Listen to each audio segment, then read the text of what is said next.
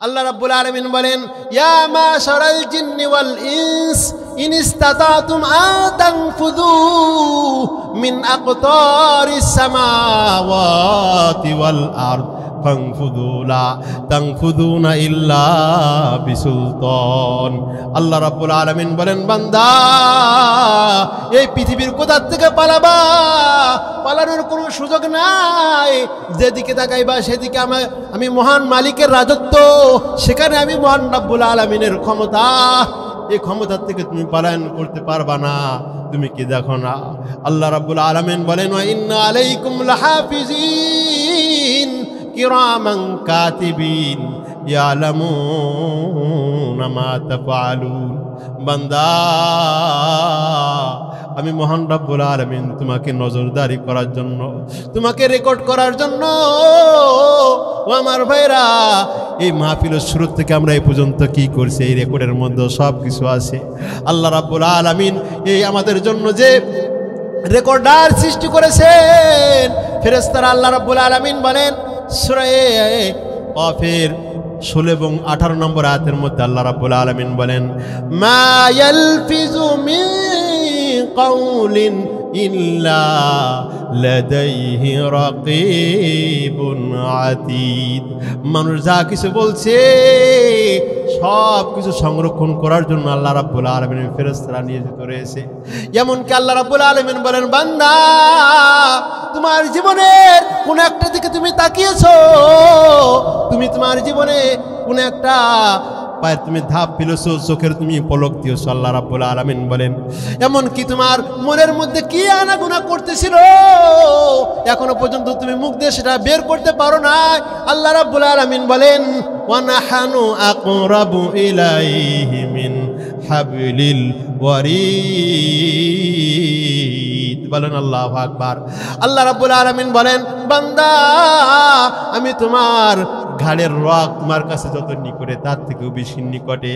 ওয়া নাহনু না'লামু মা তুওয়াসবিসু বিহি নাফসুহু ওয়া নাহনু আকরাবু ইলাইহি মিন হাবিলিল ওয়ারিদ। আউযু বিল্লাহি মিনাশ শাইতানির রাজীম।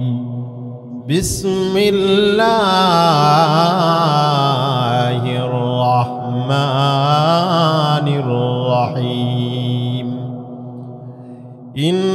ইন্নাল্লাহা ইয়া'মুরু বিল আদলি ওয়াল ইহসান ওয়া ইতা'i যিল কুরবা ওয়া ইয়ানহা আনিল ফাহশা'i ওয়াল মুনকারি ওয়াল বাগই يعظكم لعلكم تذكرون. وقال رسول الله صلى الله عليه وسلم عن أبي هريرة رضي الله تعالى أنه قال قال رسول الله صلى الله عليه وسلم سبعة يظلهم الله في ظله يوم لا ظل إلا ظله إمام عادل وشاب نشأ في عبادة الله. سبحانك لا علم لنا إلا ما علمتنا إنك أنت العليم الحكيم. أنت الذي ولدتك أمك باكيا والناس حولك يضحكون مسرورا فاجهد لنفسك إذ يكون باكيا في يوم موتك ضاحكا ومسرورا. প্রথম যেদিন তুমি এসেছিলে ভবে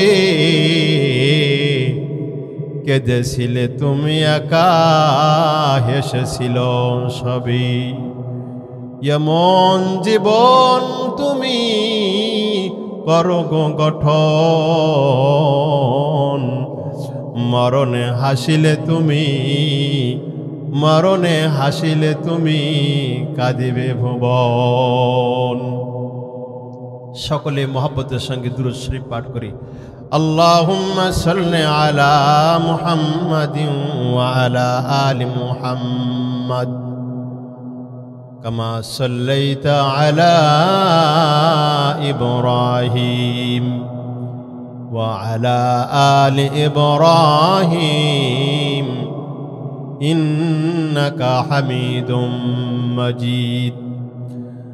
اللهم بارك على محمد وعلى آل محمد كما باركت على إبراهيم وعلى آل إبراهيم إنك حميد مجيد। আলহামদুলিল্লাহ, দারুন নাজাত নুরানি কওমি মহিলা মাদ্রাসার উদ্যোগে আয়োজিত আজিমুস-শান তাফসিরুল কোরআন মাহফিলের উপস্থিত জাতির কর্ণধার হযরত উলামায়ে কেরাম, সামনে উপবিষ্ট দাড়ি পাকা আমার প্রিয়তুল্য মুরব্বিয়ান আযম, আমার সমবয়সী যুবক ভাইয়েরা, পর্দার আলারে অবস্থানরতা আমার মা ও বোনেরা, ছোট ছোট কচি কচি বাচ্চারা, আমরা সেই মহান মালিকের দরবারে শুকরগুজার হচ্ছি, যিনি অত্যন্ত মহব্বত করে, মায়া করে, দয়া করে জালিসুর রহমান তথা জান্নাতের বাগিচায় আসার বসার মতো সুযোগ দান করেছেন। সেই মালিকের দরবারে, সেই মালিকের দেওয়া জবানের মাধ্যমে, সেই মালিকের শেখানো কালেমার মাধ্যমে 5 ওয়াক্ত নামাজে যে ওয়ার্ড, যে শব্দগুলো আমরা বারবার উচ্চারণ করি, মহান মালিকের সর্বশ্রেষ্ঠ গ্রন্থের উম্মুল কোরআন, পবিত্র কোরআন কারীমের মা যাকে বলা হয়, সেই সূরাতুল ফাতিহার প্রথম শব্দের মাধ্যমে আমরা বলি আলহামদুলিল্লাহ। এমন আওয়াজ হতে হবে যারা বাইরে বসে আছে তারা যেন মনে করে যে না, মাহফিলে আলহামদুলিল্লাহ জমে গেছে, আমাদের যাওয়ার দরকার। কমপক্ষে এলাকার জন্য বদনামটা যেন না হয় যে সব লোকজন দোকানেই বসে আছে, মাহফিলে প্যান্ডেলে লোক নাই। মোটামুটি এই বদনাম থেকে আমরা বাঁচতে চাই, ঠিক না বেঠিক? তাহলে আমরা সকলে বলি আলহামদুলিল্লাহ। আলহামদুলিল্লাহ মোটামুটি আগের থেকে কিছুটা হয়েছে, তবে অনেক সময় দেখলাম বাচ্চাদের মনে হয় আওয়াজটা একটু বেশি হইলো মুরব্বীদের থেকে। শুধু বাচ্চারা একটু বলো দি বাবা আলহামদুলিল্লাহ। ছোট মরিচের আপনার ঝাল বেশি, দগ বেশি, দেন না? আল্লাহ, এখানে যাদেরকে আমি সামনে শ্রোতা দেখছি, গত বছরের আগের বছর আমি ওই মাদ্রাসার মাহফিলে বয়ান করেছিলাম। অনেকের কি খেয়াল আছে? তখন আমি 1 ঘন্টার বেশি ওয়াজ করেছিলাম একটা টপিকস নিয়ে, এবং আমি বলেছিলাম যে আমার কথাগুলো থাকবে একেবারে মালা গাথার মতো, এবং সর্বশেষ পর্যন্ত আমার মনে হয় যে একটা শ্রোতা উঠছিল না ওই বছর। মনে আছে আপনাদের? এখন আমি একটু জিজ্ঞেস করবো যে ওই বছর কি নিয়ে আলোচনা করেছিলাম, দেখি কার মনে আছে। একজন শ্রোতা দেখি বলি, তাহলে মনে করবো যে ওই বছরে খুব খেয়াল দিয়ে আপনারা শুনেছেন, কিংবা আমল করার নিয়েতে সেই জিনিসগুলো ভালো করে আত্মস্থ করেছেন। কেউ বলতে পারবেন কোন বিষয়ে আলোচনা করেছিলাম? বা আমার এতটুকু খেয়াল আছে যে আপনারা খুব মনোযোগ সহকারে, একটা শ্রোতা উঠছিল না তখন। পুরো ওই মাহফিলের মাসার যে প্যান্ডেল ভরে গেছিল। ওই বছর আমি আলোচনা করেছিলাম একজন মুমিনের জন্য জান্নাতে যাওয়ার জন্য দুইটা কন্ডিশন, ঈমান এবং আমলে সালেহ, এই দুইটা বিষয়ের উপরেই পুরো আলোচনা করছিলাম। আজ আমি ওই বছরের ন্যায় এবছরও একটা আয়াতের উপরে আলোচনা করব এবং আশা করি এই আয়াত থেকে আপনারা অনেক কিছু অর্জন করতে পারবেন, জীবনের খোরাক হয়ে যাবে। এবং আগামীকালকে সকালবেলা আপনারা বলতে পারবেন চার দোকানে যে দ্বিতীয় বক্তা কি আলোচনা করেছিল এবং আলোচনার টপিক কী ছিল। আজকে সেরকম একটা আলোচনা আমরা শেষ পর্যন্ত শুনতে চাই। সকলে রাজি আছি তো? একটু হাত তুলে দেখাই তো আমরা কে কে রাজি আছি। নারায়ে তাকবীর, নারায়ে তাকবীর। আল কোরআনের আলো, আল কোরআনের আলো, দিন ইসলাম, দিন ইসলাম জিন্দাবাদ, জিন্দাবাদ। আল্লাহ রাব্বুল আলামিন, আমরা যদিও সংখ্যায় কয়েকজন, আশা করি ইনশাল্লাহ এই আমার এক আলোচনার মাধ্যমে যদি অসংখ্য শ্রোতাদের থেকে একজন যদি ভালো করে শোনে এবং আমল করার নিয়ত করে, মাহফিল সাকসেস। এই মাহফিলে যে যত অর্থ কিংবা যা কিছু করছে এই কয়দিনের পরিশ্রম সব আলহামদুলিল্লাহ এটা আজকে সাকসেস হবে, ঠিক না? ঠিক। আল্লাহ রাব্বুল আলামিন আমাদেরকে যে দুনিয়াতে প্রেরণ করেছেন, সকলে কি দুনিয়াতে আজীবন থাকবে? বলেন, সকলে থাকবে? এই দুনিয়া কি চিরস্থায়ী না ক্ষণস্থায়ী? বলেন না, একটু বলেন। ক্ষণস্থায়ী। যারা এই পৃথিবীতে আজীবন থাকার জন্য চেষ্টা করেছে, তাদের সেনাবাহিনী ছিল, র্যাব ছিল, পুলিশ ছিল, বিডিআর ছিল, সব কিছু ছিল, তারা কি থাকতে পেরেছে? গত কয়েক বছর তো আগেও তো আমরা দেখলাম এদেশের প্রধানমন্ত্রী শেখ হাসিনা, সে কত চেষ্টা করছিল। তা দুনিয়ার জিন্দেগিতে মৃত্যু তো পরের কথা, শুধুমাত্র ক্ষমতা কয়েক বছর টিকায় রাখবে। এই টিকা রাখার জন্য যে সে চেষ্টা করেছে, এমন কোনো চেষ্টা নাই, এমন কোনো পথ নাই সে অবলম্বন করে নাই। কিন্তু সেও কি টিকতে পেরেছে? পৃথিবীতে কেউ কি কোনোদিন টিকতে পারবে? টিকা সম্ভব? তাহলে আল্লাহ রাব্বুল আলামিন আমাদেরকে এই ক্ষণস্থায়ী কিছুদিনের জন্য আমাদেরকে দুনিয়াতে পাঠালেন, তাহলে এর কোনো একটা উদ্দেশ্য আছে না নাই? আচ্ছা, উদ্দেশ্যহীন কোনো কাজের উদ্দেশ্য থাকে না, এরকম কাজ করে দুই শ্রেণীর ব্যক্তি, দুই শ্রেণীর মানুষ। একটি হলো মস্তিষ্কহীন, যাদের কোনো মাথায় সমস্যা, যাদের কোনো জ্ঞান নেই, মস্তিষ্ক নেই। দেখবেন না পাগলে অনেক সময় কি করে, এর কোনো কাজের হাতা মাথা নাই, কি করতেছে? উদ্দেশ্যহীনভাবে সে একটা কাজ করতেছে। আর আরেকটি হলো ছোট বাচ্চারা, যাদের এখনো পর্যন্ত জ্ঞান হয় নাই, প্রাপ্ত বয়স্ক হয় নাই, তারা উদ্দেশ্যহীনভাবে কাজ করে। দেয় না বাচ্চারা খেলাধুলা করে, মালা ঠোলা নিয়ে অনেক কিছু করে, এদের কোনো কি নাই, উদ্দেশ্য নাই। কিন্তু আল্লাহ রাব্বুল আলামিন, আমরা এখানে যারা বসেছি, আমাদের জীবনের হায়াতের একটা উদ্দেশ্য আছে না নাই? সকলে বলেন, আছে না নাই?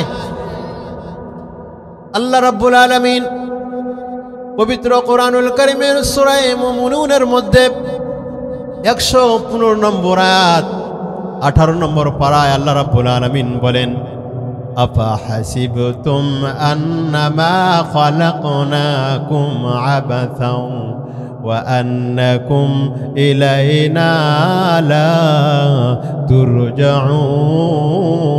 তুরজাউন। বলেন আল্লাহু আকবার। আল্লাহ রাব্বুল আলামিন বলেন, এ দুনিয়ার মানুষ, তোমরা কি চিন্তা করেছো তোমাদেরকে অনার্থক সৃষ্টি করা হয়েছে, আমার কাছে তোমাদেরকে ফিরে আসা লাগবে না? না না। আল্লাহ রাব্বুল আলামিন বলেন, কোরআনের মাধ্যমে কোরআন আমাদেরকে জবাব দিচ্ছে, আল্লাহ রাব্বুল আলামিন আমাদেরকে সৃষ্টি করার পিছনে বিশাল একটা উদ্দেশ্য আছে না নাই? সকলে একটু কথা বলেন না, আছে? আল্লাহ রাব্বুল আলামিন সে কথাটাও কোরআনের ভাষায়, কোরআনের মাধ্যমে কত সুন্দর করে বলছেন। সূরা যারিয়াত আয়াত নম্বর 56, 27 নম্বর পারায় আল্লাহ রাব্বুল আলামিন বলেন, ওয়ামা খালাকতুল জিন্না ওয়াল ইনসা ইল্লা লিয়াবুদুন। বলেন আল্লাহু আকবার। আল্লাহ রাব্বুল আলামিন বলেন, আমি মানব জাতি, জিন জাতিকে আমার ইবাদতের জন্য সৃষ্টি করেছি। এটা কার কথা? সকলে বলেন, কার কথা? আরো জোরে বলেন, আল্লাহর কথা। আল্লাহ। আরো জোরে বলেন, আল্লাহ। আমাদেরকে গোলামি করতে হবে কার? আরো ধরে বলেন কার? আমাদেরকে সব কিছুর ব্যবস্থা করে কি? আমার আল্লাহ। আবার আমরা কোরআনের কাছে জিজ্ঞাসা করি, ও কোরআন, আমাদেরকে ইবাদত করতে হবে মহান মালিকের, এটাও তো বুঝলাম, তবে কতদিন পর্যন্ত করতে হবে? আল্লাহ রাব্বুল আলামিন সূরা হিজরের 99 নম্বর আয়াতের মধ্যে 13 নম্বর পারায় 6 নম্বর পৃষ্ঠা আল্লাহ রাব্বুল আলামিন বলেন, ওয়া'বুদু রাব্বাকা হাত্তা ইয়াতিয়াকাল ইয়াকিন। বলেন আল্লাহু আকবার। আল্লাহ রাব্বুল আলামিন বলেন, তোমাদের ইবাদত করতে হবে যতক্ষণ পর্যন্ত তোমাদের মৃত্যু না হয়। মৃত্যু আসার আগ পর্যন্ত ইবাদত করতে হবে কার? আমরা আবার কোরআনের কাছে যাই, ও কোরআন, তাহলে আমাদের কি তাহলে মৃত্যু হবে? কোরআন আমাদেরকে বলছে সূরা আনকাবুত আয়াত নম্বর 57, আল্লাহ রাব্বুল আলামিন বলেন, কুল্লু নাফসিন দাইকাতুল মাউত। বলেন আল্লাহু আকবার। এই পৃথিবীতে যত মানুষ আসবে, যত জিন ইনসান, যাদেরকে আল্লাহ রাব্বুল আলামিন প্রাণ দিয়েছেন, সকলের মৃত্যু হবে। একমাত্র মৃত্যু হবে না কার? বলেন না, একমাত্র মৃত্যু হবে না আল্লাহর। আল্লাহ রাব্বুল আলামিন বলেন, কুল্লু মান আলাইহা ফান ওয়া ইয়াবকা ওয়াজহু রাব্বিকা যুল জালালি ওয়াল ইকরাম। আল্লাহ রাব্বুল আলামিন বলেন, সব কিছু ধ্বংস হয়ে যাবে। যে মালাকুল মউত আমাদেরকে জান কবজ করত, সেই মালাকুল মউতের মৃত্যু হয়ে যাবে। একমাত্র যিনি থাকবেন তিনি আমার আল্লাহ। ও মুসলমান ভাই, আমরা যদি আবার কোরআনের কাছে যাই, ও কোরআন, মৃত্যু হবে এটা তো আমরা বুঝলাম, মৃত্যুর থেকে যদি আমি পলায়ন করার চেষ্টা করি, কোনো সুযোগ আছে নাকি? আল্লাহ রাব্বুল আলামিন নিজেই তার জবাব দিচ্ছেন। সূরা আহজাবের 16 নম্বর আয়াত, 21 নম্বর পারা, 19 নম্বর পৃষ্ঠার 1ম নম্বর লাইন আল্লাহ রাব্বুল আলামিন বলেন, কুল লা ইয়ানফাকুমুল ফিরার ইন ফারারতুম মিনাল মাউতি আবিল কতল ওয়া ইযাল লা তুমাত্তাউনা ইল্লা কলিলা। আল্লাহ রাব্বুল আলামিন বলেন, তোমরা মৃত্যু থেকে যদি পলায়ন করতে চাও, কখনো তোমরা পারবে না। এটা কার কথা? সকলে বলেন কার কথা? আরো জোরে বলেন কার কথা? আবার আমরা এই কোরআনের কাছে যদি প্রশ্ন করি, ও কোরআন, আমরা যদি ওই যে দুবাইয়ের বুর্জ খলিফা আছে 100 তালার উপরে যদি আমরা উঠে বসে থাকি, অথবা এমন কোনো জায়গায় চারিদিকে প্রাচীর করা, কাছের প্রাচীর করা, পৃথিবীর কোনো পোকামাকড় একটা পিঁপড়াও ঢুকতে পারবে না, সেখানেও কি যদি আমি থাকি, মৃত্যু আমার আসবে। আল্লাহ রাব্বুল আলামিন সূরা নিসার ৭৮ নম্বর আয়াতের মধ্যে কত সুন্দর করে ঘোষণা করেছেন, আইনামা তাকুনু ইউদরিকুমুল মাউত ওয়ালাউ কুনতুম ফি বুরুজিম মুশাইয়াদা। মরণ থেকে পালাও তুমি, মরণ তোমায় লইবে ঘিরি। মরণ থেকে পালাও তুমি, মরণ তোমায় লইবে ঘিরি। যদিও সুদূর পাহাড় পানে লাগায়ে তথায় সিঁড়ি। এ মহারোগের ওষুধ নাই, এ মহারোগের ওষুধ নাই, চিকিৎসা নাই ধরাতে। হাজার কষ্ট করলেও, হাজার কষ্ট করলেও, কোটিবার কষ্ট করলেও পারিবে না তুমি তাকে ফেরাতে। ফেরানো যাবে? আবার আমরা কোরআনের কাছে যাই, ও কোরআন, আমরা তো বুঝলাম প্রাচীরের মধ্যে, সীসা ডালা প্রাচীরের মধ্য থেকেও মৃত্যুর থেকে আমরা পলায়ন করতে পারবো না। তাহলে আমাদের কি মৃত্যুর একটা নির্ধারিত সময় আছে নাকি?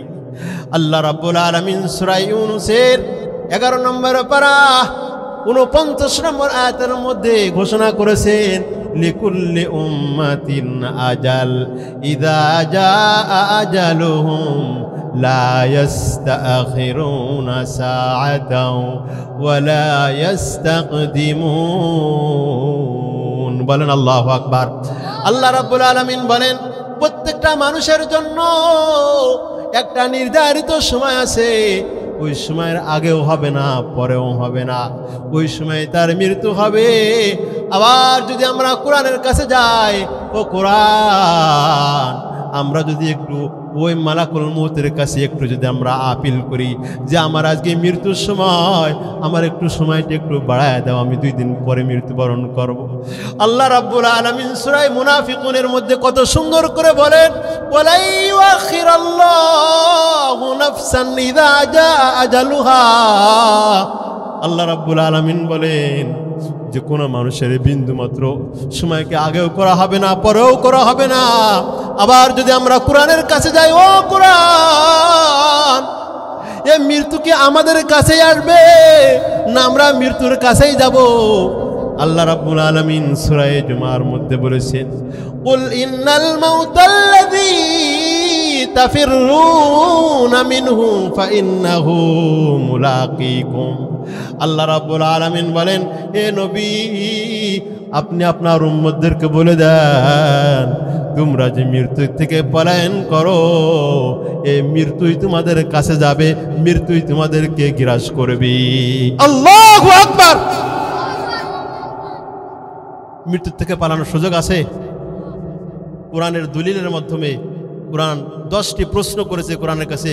কোরআন আমাদেরকে 10টি প্রশ্নের মাধ্যমে স্পষ্ট জানিয়ে দিলেন মৃত্যুর থেকে পালানোর কোনো সুযোগ নাই।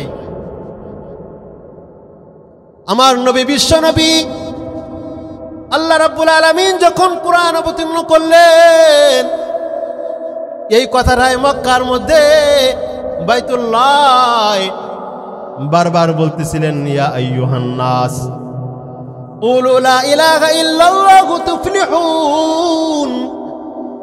হে দুনিয়ার মানুষ, তোমরা আল্লাহ তাআলাকে মানো। তোমরা যে দেবদেবীর পূজা করো, এটা আসলে তোমাদের কোনো সৃষ্টিকর্তা না।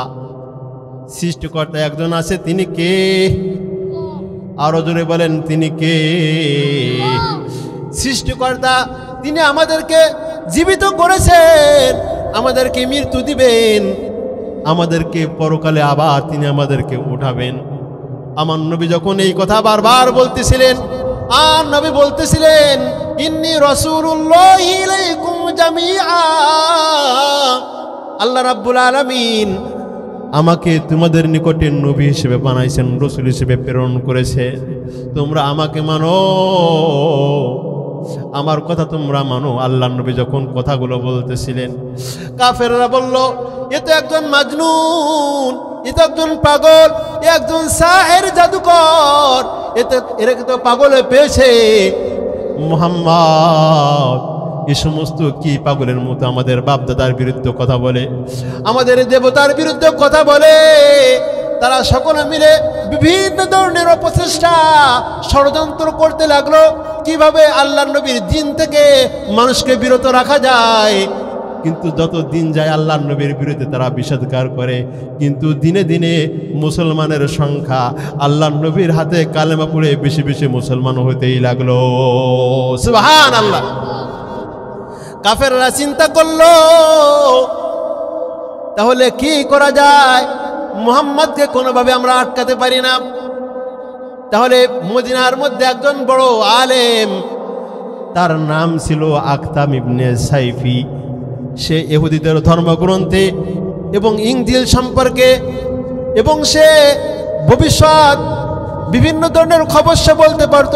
সে পূর্বেকার কিতাব দেখে সকল লোকজন চিন্তা করলো, মক্কার কাফের মুশরিকরা সর্দাররা আকসাম ইবনে সাইফির কাছে যাব, সে কোনো তার ধর্মগ্রন্থে পেয়েছে কিনা মুহাম্মদ সম্পর্কে, আল্লাহ নবী সম্পর্কে একটু জাস্টিফাই করবে, একটু পরীক্ষা নিরীক্ষা করবে যে মুহাম্মদ আসলে সত্য নবী কিনা।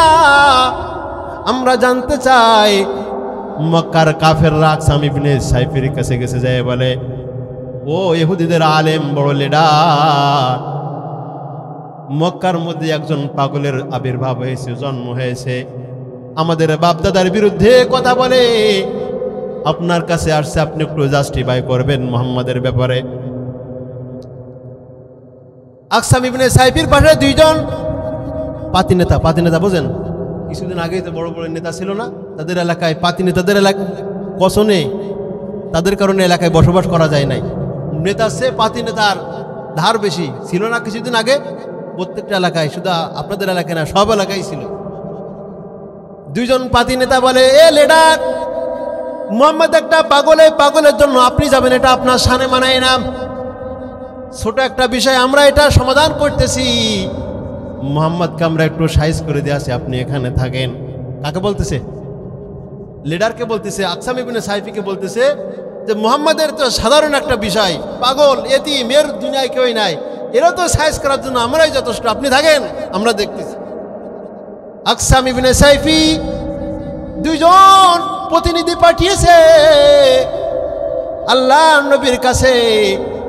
আল্লাহ নবী কি বলতে চায়, আল্লাহ নবীর উপরে কি অবতীর্ণ হয়েছে সেটা জানার জন্য। দুইজন গেছে, যায় বলে, মান আনতা ওয়া মা আনতা, হে মুহাম্মদ, জামার কলারটা ধরে আমার নবীর সঙ্গে বিয়াদবির আচরণ করে বলে, হে মুহাম্মদ, তুমি কে, তোমার পরিচয় কি? এত বড় স্পর্ধা, এই মক্কার মধ্যে তুমি নতুন একটা ধর্ম প্রচার করছো। আমার নবী শুধুমাত্র বললেন, আনা মুহাম্মদ ইবনে আব্দুল্লাহ, আমি কুরাইশ বংশের আব্দুল্লাহর ছেলে মুহাম্মদ।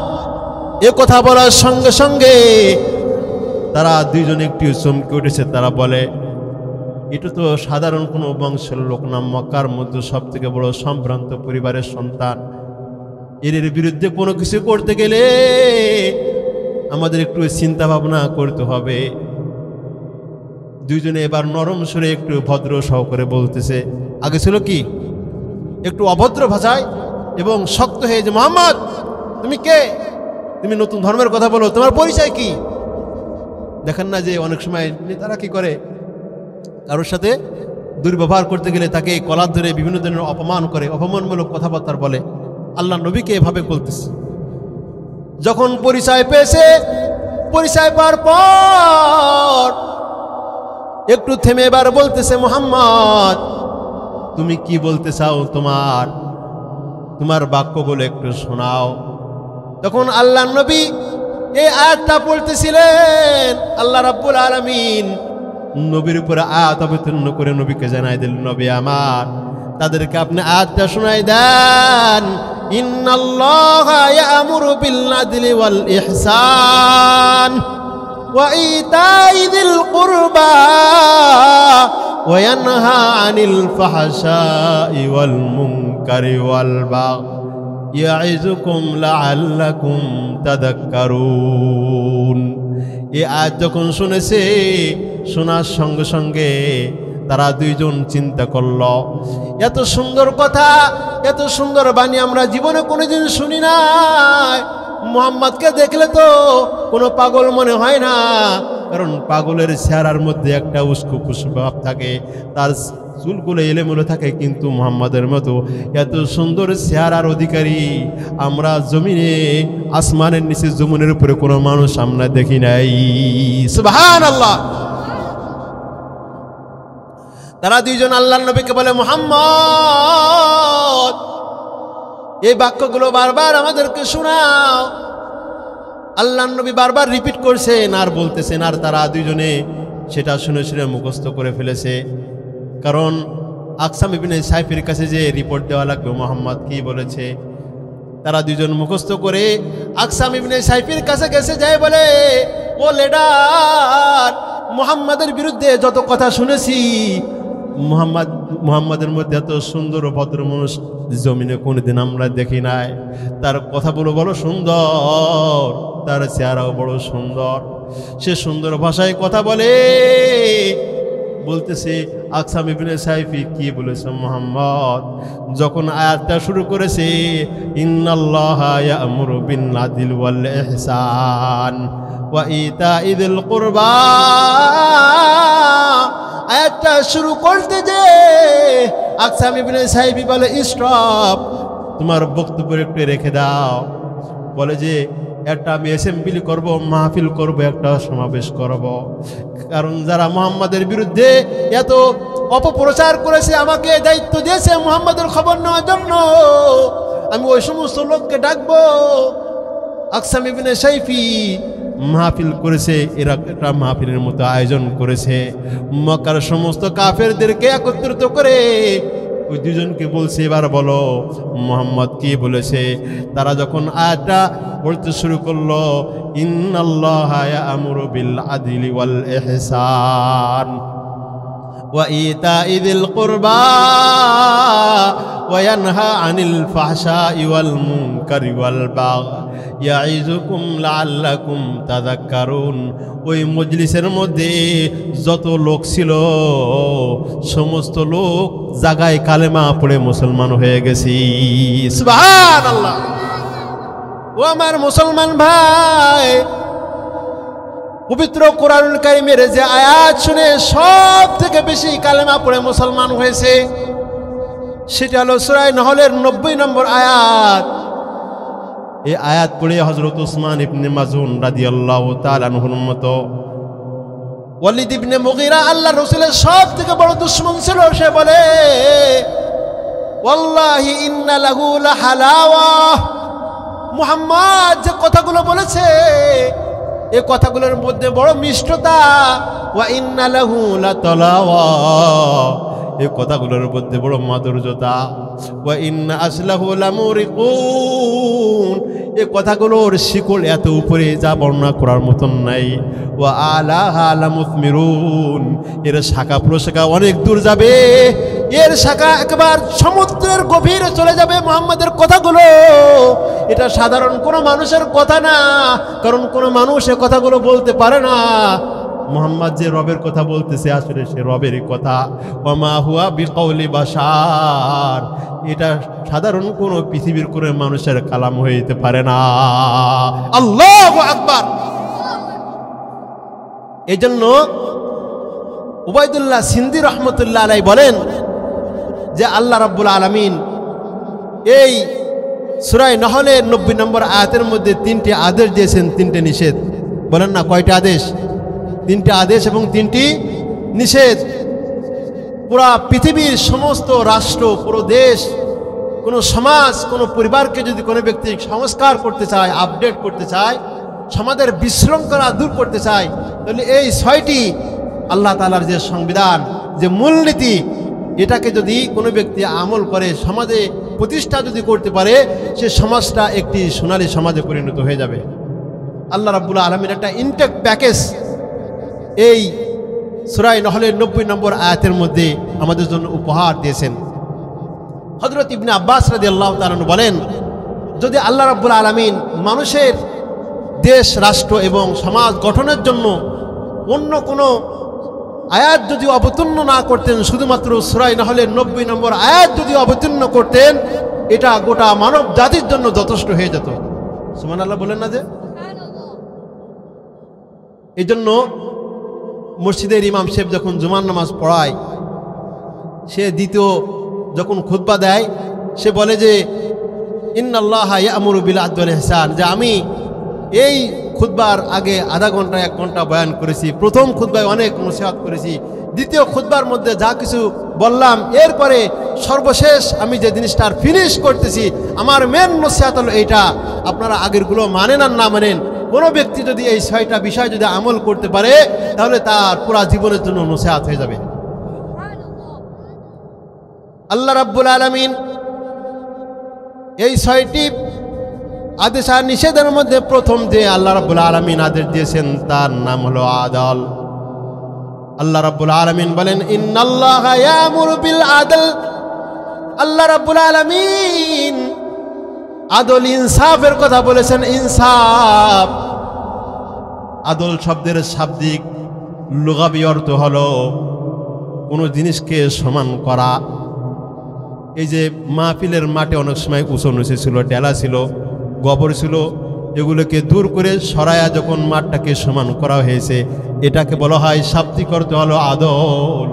আল্লাহ রাব্বুল আলামিন পৃথিবীতে সমস্ত নবীদেরকে প্রেরণ করে সমাজের থেকে সমস্ত প্রকার কুসংস্কার শিরক বেদাত সব কিছু দূর করে আল্লাহ আমাকে কীভাবে মানুষ হইতে পারে, কিভাবে জান্নাতমুখী হইতে পারে, এই জন্য আল্লাহ রাব্বুল আলামিন কুরআন অবতীর্ণ করেছেন।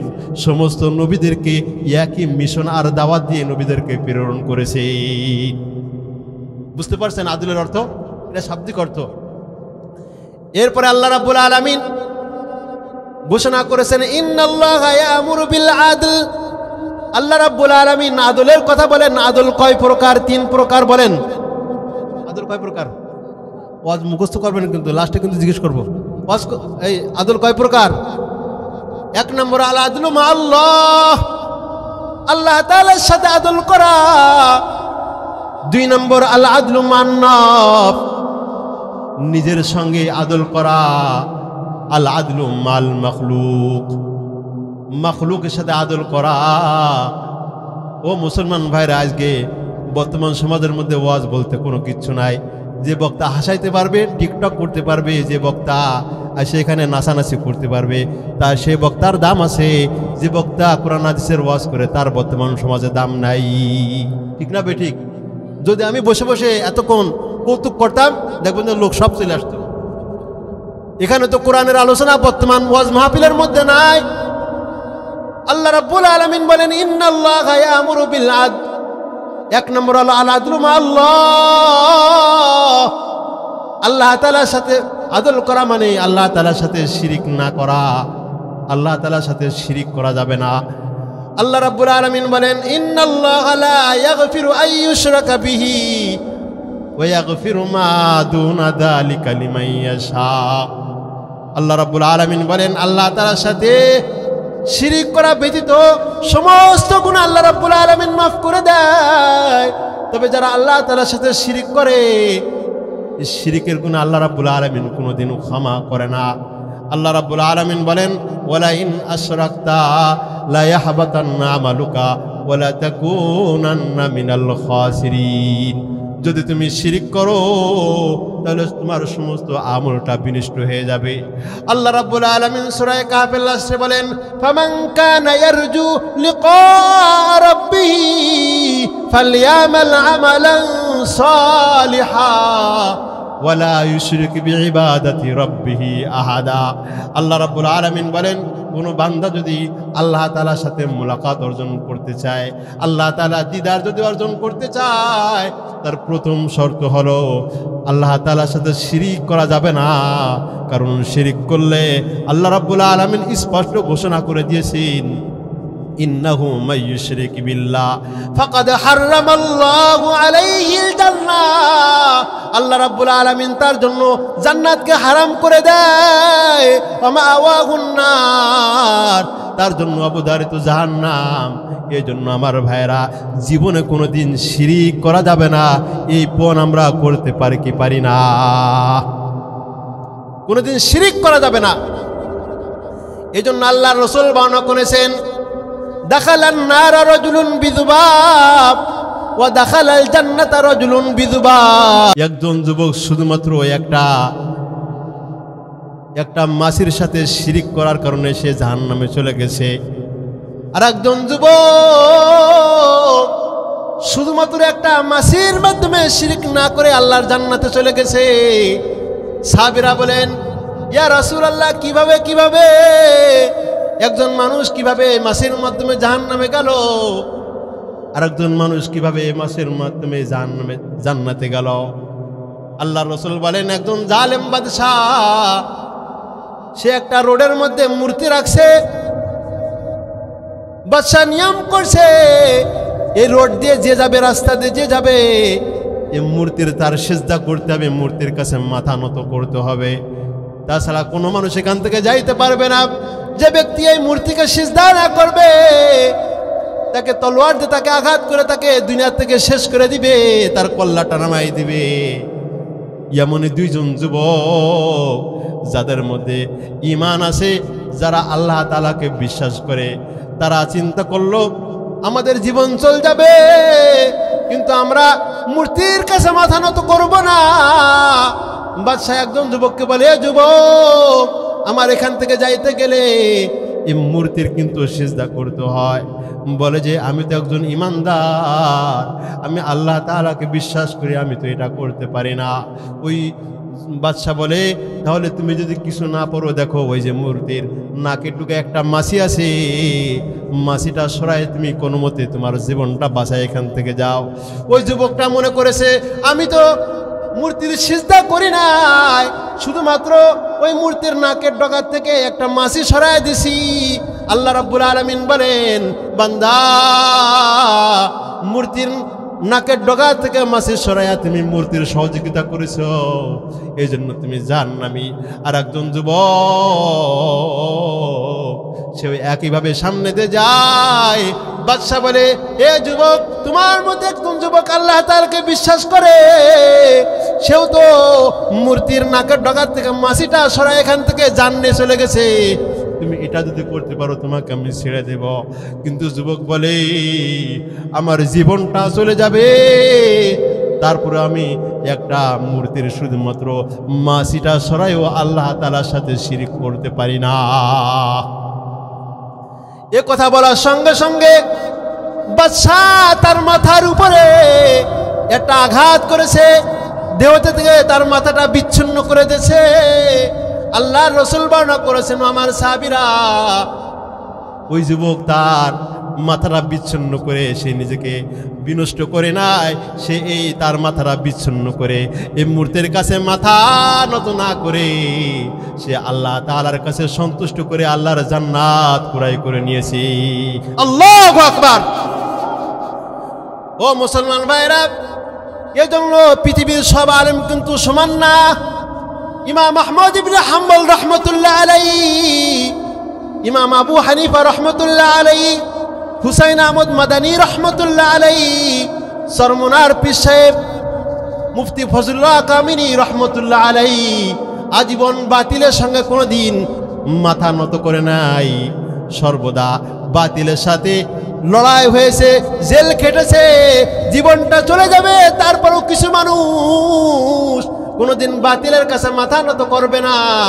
এই জন্য আল্লামা সাইদি রহমতুল্লাহ আলাইহি বাতিলের কাছে মাথা মতো না করে তিনি কিন্তু শাহাদাত বরণ করেছে।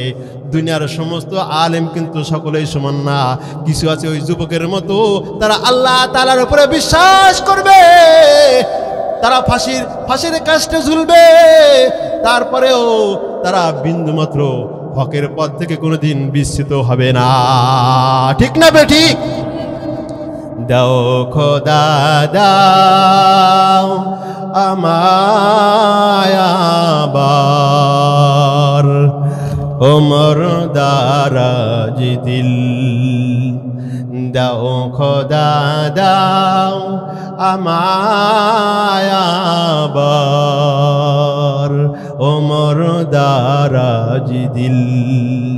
দাও আলীর মতো বীর সেনানি, আলীর মতো বীর সেনানি, দাও আলীর মতো বীর সেনানি, জাগাতে নিখিল।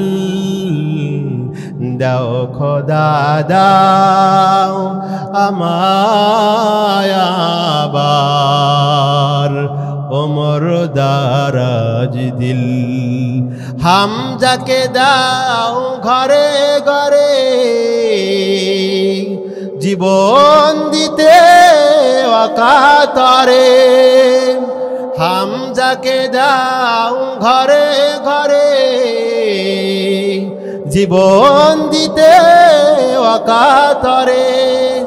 আবার কাবা ভাঙতে এলে, আবার কাবা ভাঙতে এলে পাঠাও বাবিল। দাও খোদা দাও আমায় আবার, ওমর দারাজ দিল। চলবে? ওয়ান কেমন লাগতেছে? মনে আছে? সূরা নাহলের কত নম্বর আয়াত তেলাওয়াত করেছিলাম বলেন তো? 90 নম্বর আয়াত। এই তো আলহামদুলিল্লাহ মুখস্থ হয়ে গেছে। এবার প্রথম আল্লাহ রাব্বুল আলামিন 6টি আদেশ, 3টি আদেশ 3টি নিষেধের মধ্যে প্রথম আল্লাহ রাব্বুল আলামিন আদেশ দিয়েছেন কিসের? আদল, ইনসাফ। আল্লাহু আকবার। দেখেন মুখস্থ হয়ে গেছে ইনশাআল্লাহ। আমার মাহফিল সার্থক আজকে। আদল কয় প্রকার? 3 প্রকার। প্রথম প্রকার আল আদলু মা আল্লাহ, 2 নম্বর আল আদলু মা নাফস, 3 নম্বর আল আদলু মা আল মাখলুক। আমরা কয় নম্বরে আছি? প্রথম নম্বরে আছি। আল আদলু মা আল্লাহর সাথে আমরা আছি। আমরা সব তো আলোচনা করতে পারবো না, সামনে যায়। 2 নম্বর আল আদলু মা নাফস, নিজের সাথে আদল করা। আল্লাহ রাব্বুল আলামিন বলেন ওয়ালা তুলকু বিআইদিকুম ইলাত তাহলুকা। হে দুনিয়ার মানুষেরা, হে আমার বান্দারা, তোমরা নিজেদেরকে ধ্বংসের মধ্যে ফেলে দিও না। ধ্বংসের মধ্যে ফেলানোর মুফাসসিরিন ইকরাম একটা অর্থ করেছেন, এমন পথে তুমি যেও না যে পথে জাহান্নামের পথ। আল্লাহ রাব্বুল আলামিন বান্দাদেরকে বলেন, বান্দা আলাম নাজআল লাহু আইনাইন ওয়া লিসানাও ওয়া শাফাতাইন ওয়া হাদাইনাহু নাজদাইন। বান্দা আমি কি তোমাকে সুন্দর একটি জবান দান করি নাই? তোমাকে 2টা ঠোঁটকে আমি মহান রব্বুল আলামিন দান করি নাই? কেন দান করেছি বান্দা? আমি মহান রব্বুল আলামিন কালাম দিয়েছি। আমার কালাম পড়া মানে আমার সাথে কথা বলা। যখন তুমি নামাজের মধ্যে সূরা ফাতিহা পড়বা, আলহামদুলিল্লাহি রাব্বিল আলামিন আর রহমানির রহিম মালিক ইয়াউমিদ্দিন ইয়াকা না'বুদু ওয়া ইয়াকা নাস্তাঈন ইহদিনাস সিরাতাল মুস্তাকিম সিরাতাল লাযীনা আন'আমতা আলাইহিম গায়রিল মাগদুবি আলাইহিম ওয়ালাদ-দাল্লিন। আল্লাহ রাব্বুল আলামিন বলেন, বান্দা যখন তুমি এই পর্যন্ত নামাজ শেষ করবা, আমি মহান রাব্বুল আলামিন তোমার জিন্দেগীর সমস্ত গুনাহ ক্ষমা করে দিব। আল্লাহ রাব্বুল আলামিন বলেন, বান্দা তুমি কোথায় যাও? তুমি কোথা থেকে পালানোর চেষ্টা করছো? আল্লাহ রাব্বুল আলামিন বলেন, ইয়া মাশারাল জিন্নি ওয়াল ইনস ইন ইসতাতাতুম আন তানফুযু মিন আকতারিস সামাওয়াতি ওয়াল আরদ ফানফুযু লা তানফুযুনা ইল্লা বিসুলতান। আল্লাহ রাব্বুল আলামিন বলেন, বান্দা এই পৃথিবীর কোথা থেকে পালাবা? পালানোর কোনো সুযোগ নাই। যেদিকে তাকাইবা সেদিকে আমি মহান মালিকের রাজত্ব, সেখানে আমি মহান রাব্বুল আলামিনের ক্ষমতা। এই ক্ষমতা থেকে তুমি পালায়ন করতে পারবা না। তুমি কি দেখো না? আল্লাহ রাব্বুল আলামিন বলেন, ওয়া ইন্না আলাইকুম লাহাফিজিন কিরামান কাতিবিন ইয়ালামুনা মা তাফআলুন। বান্দা আমি মহান রাব্বুল আলামিন তোমাকে নজরদারি করার জন্য, তোমাকে রেকর্ড করার জন্য, ও আমার ভাইরা, এই মাহফিলের শুরু থেকে আমরা এই পর্যন্ত কি করছি এই রেকর্ডের মধ্যে সব কিছু আছে। আল্লাহ রাব্বুল আলামিন এই আমাদের জন্য যে রেকর্ডার সৃষ্টি করেছেন, ফেরেশতারা আল্লাহ রাব্বুল আলামিন বলেন সূরা কাফের 16 এবং 18 নম্বর আয়াতের মধ্যে আল্লাহ রাব্বুল আলামিন বলেন, মা ইয়ালফিজু মিন কাউলিন ইল্লা লাদাইহি রাকিবুন আতীদ। মানুষ যা কিছু বলছে সব কিছু সংরক্ষণ করার জন্য আল্লাহ রাব্বুল আলামিনের ফেরেশতারা নিয়োজিত রয়েছে। এমনকি আল্লাহ রাব্বুল আলামিন বলেন, বান্দা তোমার জীবনের কোন একটা দিকে তুমি তাকিয়েছো, তুমি তোমার জীবনে কোন একটা পায়ের তুমি ধাপ ফেলেছো, চোখের তুমি পলক দিয়েছো, আল্লাহ রাব্বুল আলামিন বলেন, এমনকি তোমার মনের মধ্যে কি আনাগোনা করতেছিল এখনো পর্যন্ত তুমি মুখ দিয়ে সেটা বের করতে পারো না। আল্লাহ রাব্বুল আলামিন বলেন, ওয়া নাহানু আকরাবু ইলাইহি মিন হাবলিল ওয়ারিদ। বলেন আল্লাহু আকবার। আল্লাহ রাব্বুল আলামিন বলেন, বান্দা আমি তোমার ঘাড়ের রগ তোমার কাছে যত নিকটে তার থেকেও বেশি নিকটে। ওয়া নাহনু না'লামু মা তুওয়াসবিসু বিহি নাফসুহু ওয়া নাহনু আকরাবু ইলাইহি মিন হাবিলিল ওয়ারিদ। আল্লাহ রাব্বুল আলামিন বলেন, তোমার মনের মধ্যে কি আনাগোনা করতেছে এটা পৃথিবীর কোনো মানুষ না জানলেও আমি মহান রব্বুল আলামিন জানি।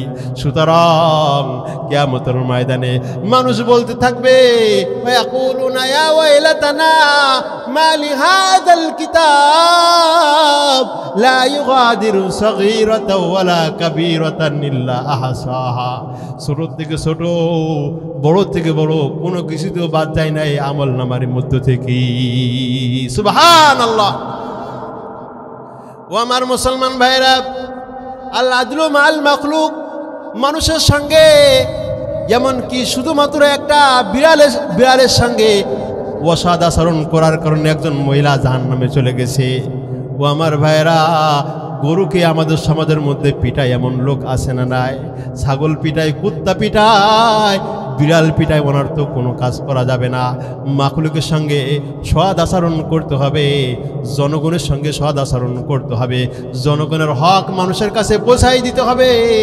এই জন্য হযরত ওমর ইবনুল খাত্তাব রাদিয়াল্লাহু তাআলা আনহু এত বড় একজন শাসক, সে শাসক হওয়া সত্ত্বেও একদিন মসজিদের জুমার বয়ানে তিনি বয়ান দিচ্ছেন, এমন সময় এক যুবক দাঁড়ায় গেছে, দাঁড়ায় বলে, আমিরুল মুমিনিন, আপনি নিজে একজন আদেল, একজন ন্যায় বিচারক, একজন শাসক হিসেবে, আমিরুল মুমিনিন হিসেবে আপনাকে মনে করেছিলাম, কিন্তু আপনার মধ্যে ইনসাফ নাই। আপনি একজন বেইনসাফি মানুষ। আপনি জনগণের সম্পদ আত্মসাৎ করেন, আপনার কথায় বিশ্বাস হয় না। আপনি মসজিদের বক্তব্য থামান। হযরত ওমর ইবনুল খাত্তাব রাদিয়াল্লাহু তাআলা আনহু কেমন একজন সাহাবী, যার কথায় শয়তানরা পালাইতো। আল্লাহর নবী বলেন, যদি লাউ কানা বাদি রাবিয়ান লাকানা আমার, আমার পরে যদি আল্লাহ রাব্বুল আলামিন কাউকে নবী করে পাঠাতেন তাহলে ওমরকে পাঠাতেন। সেই ওমরকে বলতেছে, যুবক, আমিরুল মুমিনিন, আপনি জনগণের সম্পদ মেরে খেয়েছেন, জনগণের সম্পদ আপনি আত্মসাৎ করেছেন, আপনার বক্তব্য রাখেন। আমিরুল মুমিনিন রাগেন নাই, কিন্তু আমাদের বর্তমান নেতারা হইলে সে ব্যক্তির লাশ কিন্তু পরের দিন আর খুঁজে পাওয়া যেত না, ঠিক না বেঠি? কোনো চেয়ারম্যানকে বলা সাহস আছে কারোর? সাঙ্গভঙ্গ দিয়ে পরের দিন ওটার ঠ্যাং তো যাবেই, লাশও পাওয়া যেতে পারে। আমিরুল মুমিনিন জনতার মধ্যে, মসজিদে নববীর মধ্যে সঙ্গে সঙ্গে তিনি বক্তব্য অফ করে দিয়েছেন। যুবককে বলতেছেন, ও যুবক, তোমার অভিযোগটা বলো, আমি কি অন্যায় করেছি, আমি জনগণের কি হক মেরে খেয়েছি, তুমি একটু বলো। ওই যুবকটা বলতেছে, আমিরুল মুমিনিন, আমরা মসজিদে নামাজ পড়তে আসছি, আমাদের সকলের গায়ে একটা চাদর, কিন্তু আপনি আমিরুল মুমিনিন, আপনার গায়ে দুইটা চাদর, এটা আপনি কি জনগণের হক মেরে খান নাই? আপনি একটু উত্তর দেন, কারণ আপনার গায়ে তো দুইটা চাদর থাকতে পারে না, আমাদের কাছে একটা থাকলেও আপনার কাছেও একটা থাকবে। আমিরুল মুমিনিন ডাক দিলে বলেন, আমার সন্তান আব্দুল্লাহ কোথায়? ওমর ইবনে আব্দুল্লাহ, ও আব্দুল্লাহ তুমি কোথায়? আব্দুল্লাহ বলে, লাব্বাইকা ইয়া আবি, আমি এই যে মসজিদের কোনায় আছি। বলে যে, বাবা, তুমি জনগণের সামনে এই যুবকের তুমি উত্তর দিয়ে দাও। আব্দুল্লাহ ইবনে ওমর বলতেছে, ওমরের সন্তান, ও মসজিদে নববীর সকল সাধারণ জনগণ, আমার বাবার একটা জামা আছে, শুধুমাত্র একটাই জামা, তিনি এই আপনাদের এলাকার শাসক, তার জামাটা নিম্নে 15 দিন পরিধান করার কারণে অনেকটা ময়লা হয়ে গেছে, জামাটা বড়টা দুর্গন্ধ হয়ে গেছে, এই জামাটা নিয়ে মসজিদে নামাজ পড়াতে আসবে, এটা মানুষের জন্য বড় কষ্টকর হয়ে যাবে। এই জন্য আমার বাবা সেই জামাটা খুলে রেখেছে, জামাটা পরিষ্কার করতে দিয়েছে, কিন্তু দুইটা চাদর আমার বাবার গায়ে। একটা চাদর যদি গায়ে দেয়, দেখা যায় শরীরের এক অংশ খালি থেকে আর অংশ পরা যায়। কিন্তু রাষ্ট্র থেকে আমাকে উমরের সন্তান হিসেবে আমাকে যে একটা চাদর দেওয়া হয়েছে, আমি দেখলাম আমার বাবা শরীরটা খালি থেকে যায়, এই জন্য আমি আমার চাদরটা আমার বাবাকে হাদিয়া হিসেবে দান করেছি। সুবহানাল্লাহ। ওমর রাদিয়াল্লাহু তাআলা আনহুর এই বক্তব্য শুনে, আব্দুল্লাহর এই বক্তব্য শুনে মসজিদে নববীর মধ্যে কান্নার রোল পড়ে গেছে। সকলে বলতেছে আমরা কার বিরুদ্ধে অভিযোগ করেছি? হযরত ওমর ইবনুল খাত্তাব বলে, ও যুবক, এবার তুমি একটু বলো, আমি কি আমার বক্তব্য শুরু করতে পারি? যুবকটা ওমর ইবনুল খাত্তাবের আঙ্গুলটা ধরে, শাহাদাত আঙ্গুলটা ধরে বলে, আমিরুল মুমিনিন, আমরা এমন একজন নেতা পেয়েছি, তাকওয়াবান নেতা পেয়েছি। আমিরুল মুমিনিন, যেই আমিরুল মুমিনিন, যে শাসক আমাদেরকে যদি একটি ইশারা দেয়, আমরা দ্বীনের জন্য, আমাদের শুধুমাত্র আপনার জন্য কেন, আমাদের জীবনটা উৎসর্গ করতে আমরা দ্বিধাবোধ করব না। সুবহানাল্লাহ। ও আমার মুসলমান ভাইরা, আল্লাহ রাব্বুল আলামিন আমাদেরকে বলেন, ইন্নাল্লাহা ইয়ামুরু বিল আদল। আল্লাহ তাআলা আদলের কথা বলেছেন, কিন্তু এমন একটা সময় আসবে সমাজের মধ্যে কোনো একটা আদল বলতে কোনো কিছু থাকবে না, মানুষের মধ্যে জুলুম অত্যাচারে ভরে যাবে। বিশ্বনবী মুহাম্মদুর রাসূলুল্লাহ সাল্লাল্লাহু আলাইহি সাল্লাম বলেন, তাকুনুন নবুওয়াতু ফীকুম মা শাআ। প্রথমে আল্লাহ রাব্বুল আলামিন নবুয়াতের মাধ্যমে, নবীদের মাধ্যমে দেশ পরিচালনা করবেন। থুম্মা ইয়ারফাহুহা ইযা শাআ আইয়ারফাহা। নবীদেরকে আল্লাহ রাব্বুল আলামিন উঠায় নেবেন। থুম্মা তাকুনু খিলাফাতান আলা মিনহাজিন নবুওয়াহ। নবুয়াতের মিনহাজে সিস্টেমে আল্লাহ রাব্বুল আলামিন খেলাফত কায়েম করবে। ওই খেলাফতের মাধ্যমে আল্লাহ রাব্বুল আলামিন রাষ্ট্র পরিচালনা করবেন। এই জন্য চারজন খলিফা, হযরত ওমর ইবনুল খাত্তাব, হযরতে আবু বকর, হযরত ওসমান, হযরত আলী, ওনারা রাষ্ট্র পরিচালনা করেছেন। আল্লাহ রাসূল বর্ণনা করেছেন এটাও চলে যাবে। সুম্মা তাকুনু খিলাফাতান সুম্মা তাকুনু মুলকান আদা। আল্লাহ রাসূল বলেন এরপরে আসবে রাজার ছেলে রাজা, রাজার ছেলে রাজা, এটাও এক সময় থাকবে। এটা থাকতে থাকতে একদিন এটাও কিন্তু উঠে যাবে। আল্লাহ রাসূল বর্ণনা করেছেন 5 ধরনের শাসন ব্যবস্থা থাকবে। কয় ধরনের? কথা বলে না, কয় ধরনের? প্রথম নাম্বার, নবুয়তের মাধ্যমে দেশ পরিচালিত হবে। নবীদের মাধ্যমে আল্লাহ রাব্বুল আলামিন দেশ পরিচালনা করাবেন। নাম্বার 1। নাম্বার 2, আল্লাহ রাব্বুল আলামিন খেলাফতের মাধ্যমে রাষ্ট্র পরিচালনা করবেন। নাম্বার 3, এই খেলাফতটাও চলে যাবে রাজার ছেলে রাজা। এটার মাধ্যমে খেলাফতে আব্বাসিয়া, খেলাফতে উসমানিয়া, আপনারা দেখেছেন ইতিহাস, রাজার ছেলে রাজা তারা এইভাবে দেশ পরিচালনা করেছে। 4 নম্বর, আল্লাহর রাসূল বর্ণনা করেছেন সুম্মা তাকুনু মুলকান জাবারিয়া। এমন একটা সময় আসবে যে সময় মানুষের স্বৈরা শাসন থাকবে। স্বৈরা শাসনের কারণে সমাজের মধ্যে মানুষরা জুলুম, অন্যায়, অত্যাচারের শিকার হবে। এই জন্য দেখবেন বাংলাদেশের মানুষ এমনি এমনি সেখানে শেখ হাসিনাকে তাড়ায় নেয়। কারণ মানুষ অতিষ্ঠ হয়ে অত্যাচার, জুলুম, নির্যাতন সহ্য করতে না পেরে সর্বশেষ আর যখন দেয়ালে পিঠ থেকে গেছে তখন কিন্তু সে পালাইতে বাধ্য হয়েছে। কারণ আমার নবী যেটা বলবেন, নবীর কথা কোনোদিন মিথ্যা হতে পারে না, ঠিক না বেঠিক? এই জন্য বর্তমান যে শাসন চলতেছে, এই শাসনটা কিসের? স্বৈর শাসন। এটা আমাদের বাংলাদেশ না, সারা পৃথিবীতে আল্লাহ রসুলের কথা। কারণ প্রথম নবুয়াতের যে ধারা, এটা তো চলে গিয়েছে। রাসূলের পরে খেলাফত, সেটাও শেষ। এরপরে রাজার ছেলে রাজা, এটাও শেষ। এরপরে চতুর্থ যে ধাপ আল্লাহ রসুল বর্ণনা করেছেন, সেটা হলো স্বৈরা শাসন।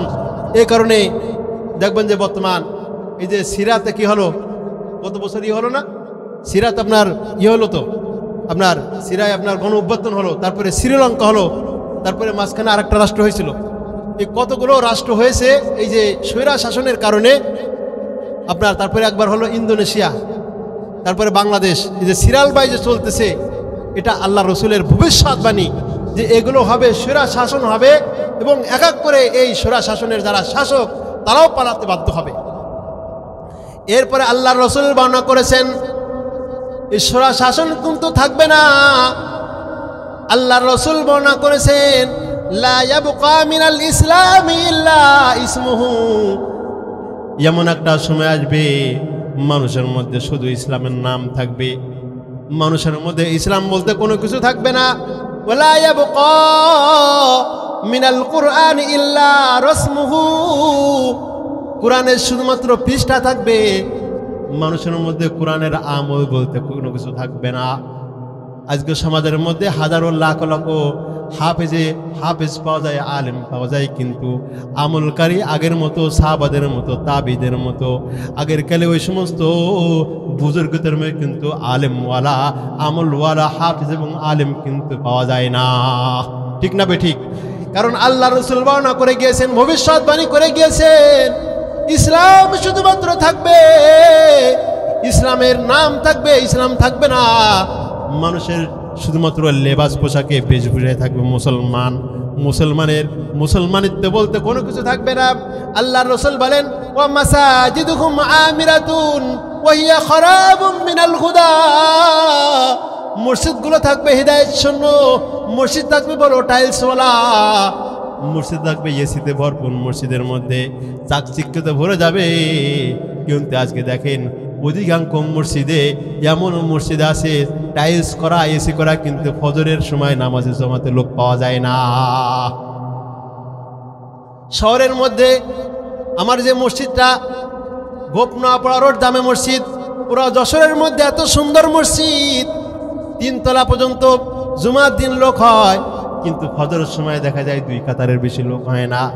মসজিদের মধ্যে 11টার বেশি আপনার এসি লাগানো আছে, এত সুন্দর টাইলস করা। মসজিদের কমিটি বাজেট করেছে শুধুমাত্র মসজিদের গেট আনবে, গেটের দাম 8 লক্ষ টাকা, ঢাকার থেকে নিয়ে আসবে। অনেক সুন্দর মসজিদ। ও আমার মুসলমান ভাইরা, এটা প্রত্যেক এলাকার মধ্যে অনেক সুন্দর মসজিদ হবে, কিন্তু মুসল্লি খুঁজে পাওয়া যাবে না। ঠিক না বেঠিক?